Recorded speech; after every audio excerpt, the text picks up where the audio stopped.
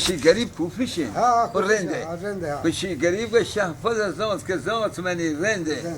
كوفيش ودنیایی مني رنده چی گفت جنی میگه؟ ذکر طوفان به وقت سحر زي ما شغلاب جناب ها قبل ذكر وانا بوقت السحر الهي تو هستی شهید دادگر یا حی بیچون و نور البصر تو یارگاران کسی دیدگر سلطان کردی به جیم و جبل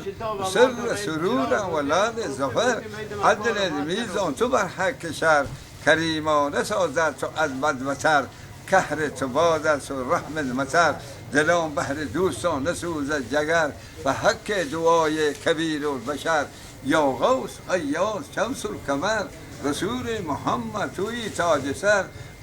و یاران ابوبکر عثمان عمر علی پر حکومت و شیر هنر دل سوار و بست کمر پی دین ایمان و اسلام بشر جهان تنگ پیری فش و نفس و چندی ایامی که دنیا گذشت خاتم سلیمان به تختان نشست و هیچ کس نفهمد که ما بود شهد بی فرد بی پا بی پاودن دانا و بینا زند بی نفس خوشیار خوشیار خوشیار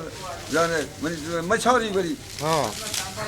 دانا و بینا زند بی نفس خوشیار شمشتو خوشیار خیار شمشتو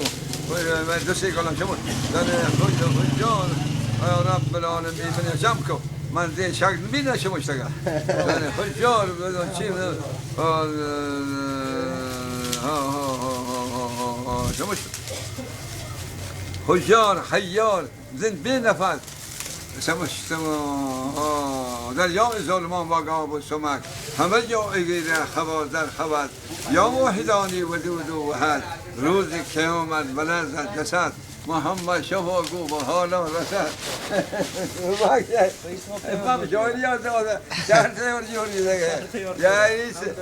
برو پروانده بیزن چند سیار جایی شغله بدا خب سیار جوری بیزن چند سیار جوری بیزن ارزا جسد روزی که آمد بلرزد جسد محمد شفاگو به حالا رسد اشرف دنیا مکن جسجو ملیمان بگرانی تو از بحر سوز بگر نام الله و فرق القبول مردی و ربطی اندر سکوت لانک بندان بکار کارتار توپنگ زحم و سفر و خطی نویسان و چوب دوزر اشرف جلاله که اسمش پدر نام غریب و شهر نگر و گفتار گویان چو کازی شکر که دهران رسیدم به چیل و سمر چه مهمان آمد رفت سفر جزاک الله خیر غریبی شکر